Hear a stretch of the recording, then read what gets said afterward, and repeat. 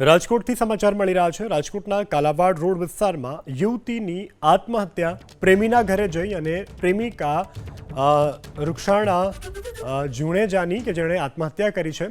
આત્મહત્યા પહેલા આ યુવતીએ પ્રેમી રફીકના નામે ચિઠ્ઠી પણ લખી છે।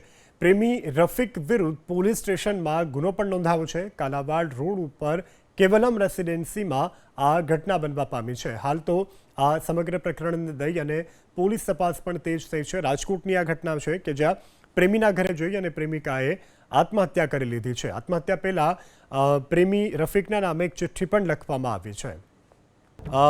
રૂક્ષાણા જુણેજાની કે જેણે આત્મહત્યા કરી છે। આત્મહત્યા પહેલા આ યુવતીએ પ્રેમી રફીકના નામે ચિઠ્ઠી પણ લખી છે।